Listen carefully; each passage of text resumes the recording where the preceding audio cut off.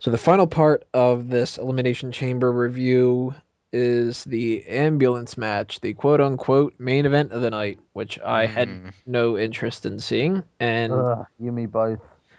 I didn't expect it to be good, and I didn't enjoy it really. Everybody that disagreed with me, that thought that it was going to be good, they thought for the reasons that I thought weren't going to happen, which was that there was going to be a big heel turn, or The Rock was going to interfere, or anything important whatsoever, instead of exactly how I thought it would happen and exactly how it did happen, where you had Cena fight Kane in the typical no holds barred setting, and then Cena hulks up at the last minute and then beats Kane in some shitty way. And then it's, oh, look at this. John Cena overcame the odds. You should cheer for him because he's better. And of course, for those who didn't see it, the way that John Cena beats him is John Cena picks up Kane, gives him an attitude adjustment on a very obviously staged area, completely packed with a bunch of padding and everything else, similar to the padding that Kane chokeslammed Zack Ryder and John Cena onto. Of course, they did even less effort and just hid it from the camera at this point. Uh, I mean, how much can you really say about this kind of crap? It had no payoff. That's one of them things that bugged me the most. It had no payoff. it did for the kids. It did for the kids, and it did for the people backstage that thought that this would get John Cena over, as we should all respect John Cena, and he overcame I, Kane, I and can't believe they thought that that was going to work, though. I mean, he's had these storylines before, and he uh, got booed just as much.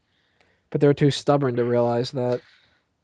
And you know what? The fan that, not the fan, I'm getting ahead of myself. The two parts that I found the most interesting in this match are the two parts that WWE, I'm sure, didn't plan on being the two interesting parts, and that is uh, John Cena gets on the mic and mumbles fucking something. I don't know. I couldn't tell. But then he asks Booker if he's still in his Fave Five, uh, which the only reason I found that funny is because Booker's Fave Five changes every fucking day. It'll change three times Every during one minute. episode. I was just gonna say it'll change three times during one episode of SmackDown. And the other part I found the most interesting was a fan in the middle of this whole John Cena's fighting back and all this, just chants out, "You still suck, Cena." And it's like that's exactly the point. It's just the same bullshit over and over and over again. Cena gets the beat down, he comes back and wins, and nobody cares. Kane goes through the little ambulance drive thing, even though he's not that badly hurt after landing on mattresses or whatever the fuck it was. And that's Ugh. it. That's the end. The kids get to see their hero rise above the hate that Kane was trying to He push, and didn't then rise that's it. above the hate, did he? He fucking used the hate to beat the shit out of Kane, which looked like a fucking squash match. Hmm. It wasn't. And so the It whole wasn't anything mask special. returns now flatline. There's like no point to it anymore. Just Exactly. done. I would Kane's have dead. rather had one of the championship matches end the pay per view. Right. As it logically should have. The Raw Yeah, Chamber for sure was the best match of the night, and it should have yeah. closed the show. There's absolutely no reason why the ambulance match was the main event. I mean, it was the most predictable, and like the Should have quality was started never the going to show. be there to begin with. Hmm. That should have been the curtain jerker, in my opinion. I I would would have have, said that that should have been in the place of the SmackDown Chamber yeah, match. The curtain jerker should have been either the SmackDown. Well, considering the fact that they had their two bathroom break matches where the U.S. title and the Divas match, you need to keep them in the bathroom break spots. So I Yeah, would say the first match of the night should have been the Elimination Chamber match from SmackDown. yeah. That's how I thought they were going to start it off too, because I thought, for sure that the Raw Chamber is going to main event the show, and then it opens, and I'm like, oh my god, they're going there. They're throwing Kane and Cena on last, Hmm. because I knew for yeah. sure It the was the SmackDown worst. Chamber wasn't going to be main eventing. Well, it So was the worst match of the night. Cena versus Kane, as far as I'm concerned. it was I the had blandest someone for actually. me. Like Yeah, that's the only way I can put it. It was just bland as fuck. Like it wasn't any different. It wasn't even as bland as fuck. It was blander. Yeah, like that's all I can say is this it was bland. It was your typical Cena action coded brawl that ends with him winning in the end, even though he's got his ass kicked for half to three quarters of the match. And it Yeah, does but wonders for Kane, doesn't it? Kane comes I back mean, and it immediately totally gets his ass proves kicked. that, he's this masked monster still, right? I mean, he didn't just get his ass kicked and thrown into an ambulance or anything like that. He couldn't beat John in a pay-per-view match either. They had to go to a double count out. That's really sure dominating Cena. Right. that's Yeah. not dominating Cena. That's just basically saying there's no clear winner. And then Cena beat the living shit out of him, threw him off the top of an ambulance, threw him in the ambulance, and then drove off, had it Yeah, drive off so with him. basically in both times you couldn't beat him. Yeah, That's the point. You know, they go to a draw the first time, then he gets his ass kicked the second time. Now, that doesn't help, does it? It just basically it's failed to do what it should have done. they needed to Doesn't have Cena win the match. That's an obvious thing because he well, needs I to knew win it that. going into Yeah, I WrestleMania. knew that as soon as they announced it. That there's no way that Cena's not winning. Especially that we knew that was going to be the blow off to that whole horrible feud. Right. But it should have been at Royal Rumble. Kane should have won. And there should have been some point to this. Maybe the heel turn or something, not just. I mean, it's the kind of thing that there's a writing term that people refer to Marty Stew, just like one of those characters that uh, people write for, where they want people to like them so much that they just make them perfect, and that's the John Cena character. And Hmm? it doesn't make people like the character; it makes people get so annoyed at how forcibly perfect they're supposed to be. Mm. And that's exactly what the storyline was. It was, let's ignore the fact that people are ignoring what we want them to do because they hate it so much, and let's try to force this upon them in yet another repetitive way, as opposed to let's try something different. And they know full well that John Cena is getting booed in Miami, He's and gonna they're just, get mega heat. And oh yeah. oh my god, that's Rock's hometown for crying out loud. And you know what's even weirder? And they're gonna hate this so much, and they're gonna ignore the shit out of it. Is the smartest thing to do is to have John Cena win that match against The Rock because The Rock's not going to be here on a regular basis, so he serves no purpose winning. And having that be the main event of the night and John Cena come in and getting his ass booed out of the building and then he wins the match, they're going to do something like the two of them shake hands or something like that. And you know what? People aren't going to just cheer Cena afterward. And WWE is going to be so fucking confused because they're going to expect, like, oh, well, if The Rock endorses him, then everybody else will. And no, It's he's going to be going to get Rock Hogan booed. again, isn't it? He's going to get booed out of the fucking building, and WrestleMania is going to end with their top guy that they want everybody to love getting booed by an entire stadium worth of people. And then what happens on Raw the next night? Let's start off by recapping what happened at WrestleMania, and let's have a John Cena promo where he'll come out and he'll get booed. You're entitled to your opinion. Rinse repeat for the rest of the year. Boom. Mm, As far as I'm concerned, it is going to be Rock versus Hogan again, where Hogan was supposed to be the heel, ended up getting everyone cheering for him, and The Rock got booed out of the building. And that's what's going to happen to Cena. But the fact is, Cena's always been booed out But of the building. but then again, Rock has never he's never really been a heel. It's kind of like He's face always been a versus heel. face in a way. With The Rock, he's always been a heel. His characteristics are heelish. He's just been made a face from being a heel. And then when he left the company to go and do his films and stuff, people didn't want to see him anymore because they felt like he betrayed the company. And now he's coming back because he's stale. And they've literally Yeah, they're going to sit there and just think, right, I is mean, he going to do the right thing and put Cena over? I'm, Obviously, I'm, he probably I, will. I'm sure countless Disney movies wasn't his original agenda when Yeah, of course. he went to at Hollywood. least let's So, hope not. But uh, then he's going to get full of himself again and go away again until he needs the company again to bring him back. because literally he's doing it to promote himself, and before Cena, he distanced himself away from wrestling. yeah, Now he's he come back. Cena basically said he did it to, kickstart his Twitter account and promote Fast Five, which, I can't argue that. And Yeah, basically, it was the vibe I got from him.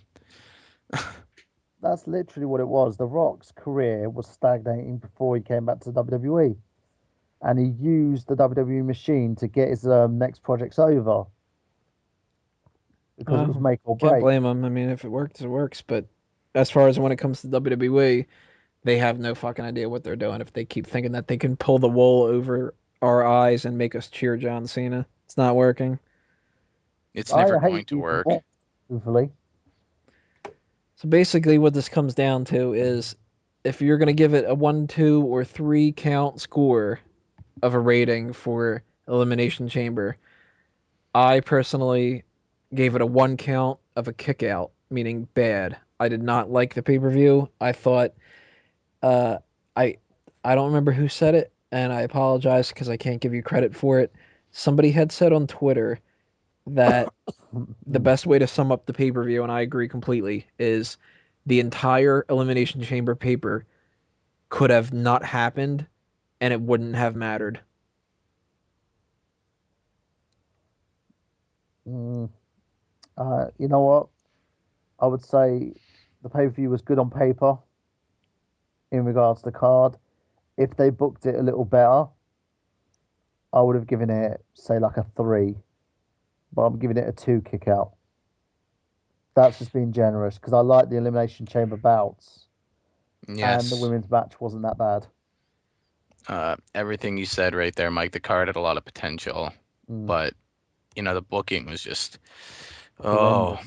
it was bad. And then, the main event on top of that, just everything kind of fell flat. I didn't think it was super bad. Like, there have been worse pay-per-views I've seen. The chamber matches alone, both of them I thought were pretty good. Yeah, Especially the Raw one, I thought was a very good match. It's enough to warrant a 2 count from me, but had those been botched anymore, the show would have been a lot worse, and I would have had to yeah. give it a 1. But I'm giving it a solid 2 count. And I'd like to state this right now. The reason that the pay per views have been so bad is that they've stopped giving a shit. Mm-hmm. They're now focusing on WrestleMania. They've That's cared. always been the plan. They've cared solely about Rock versus Cena, Yeah, and it's more than obvious that that's the case. Hence, why they waste 10 fucking minutes on promos building up to it when they talk about it on every episode of every show. and they did that fake FCW little promo where you went to that fucking gym. There was no point to it. It's like every other fucking Cena preparation promo I've ever fucking seen. Him going in there working out and someone standing there going, "He's good." It's not worth it. And I will And say this, and I'll say this again.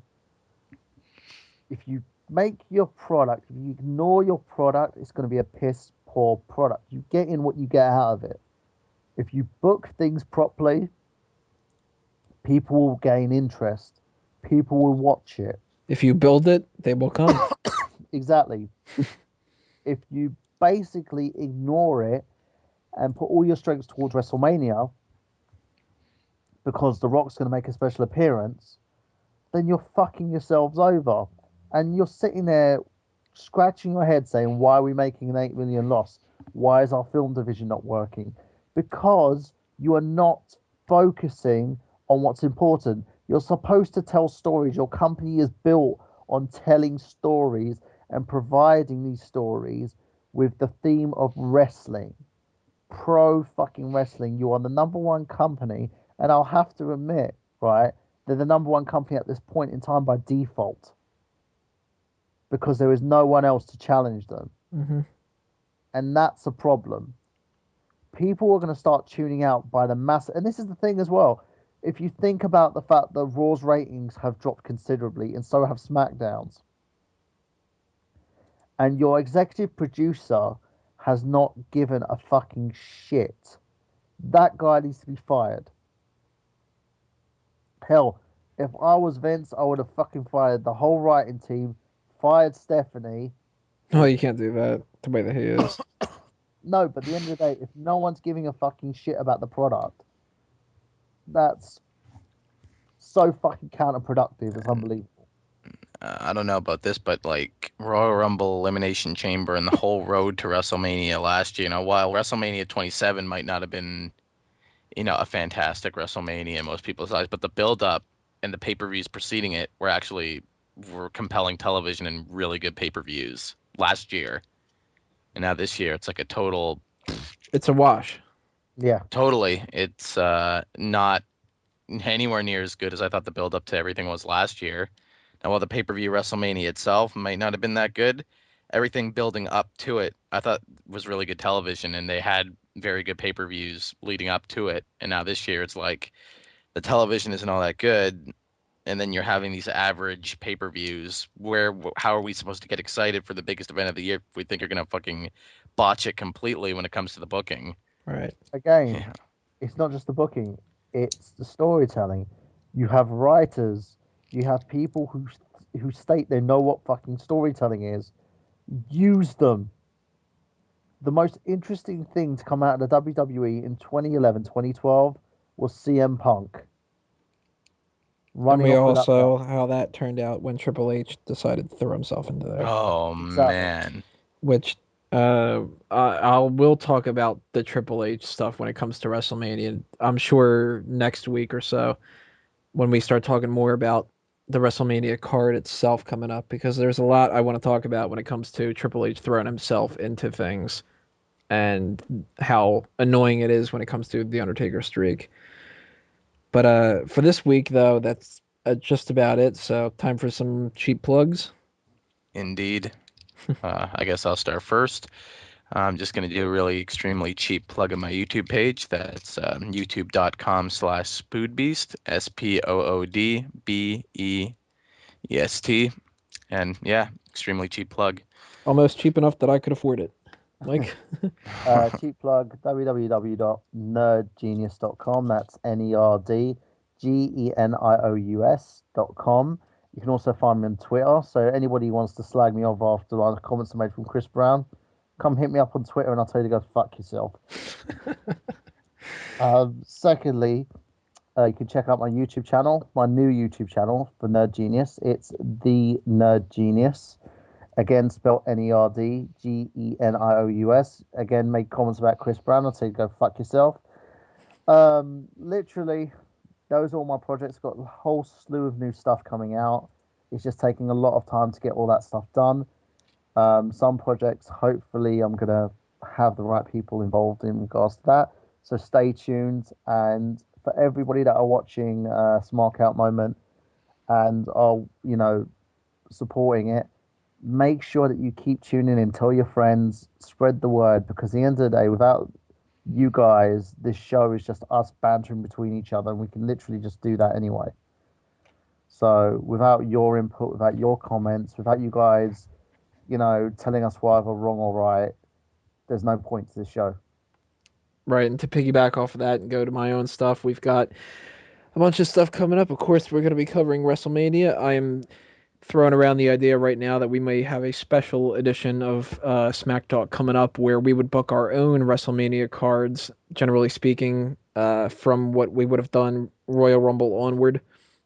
There is the hottest divas and sexiest knockouts tournament that I'm still working a little bit on. If anybody wants to throw some ideas my way when it comes to that, you can check that out. And of course, everything else on smarkoutmoment.com. I'm still looking into everything when it comes to uh, getting this up on iTunes, getting some more segments on here. I've got a whole list of segments I want to do, but uh, generally speaking, the same old kind of stuff and some more coming up whenever I can do it.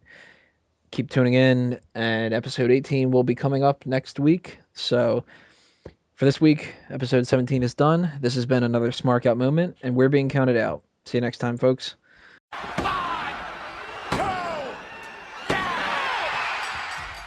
Outro's running through my head, telling me it's time to go. Tony Mango's getting frustrated, so end the show. We're out of time, so say goodbye. Brady needs to go to the toilet and there's a line. So I must bid you adieu because I'm jobbing real soon. This is the outro for you. Done. That was bad. One count.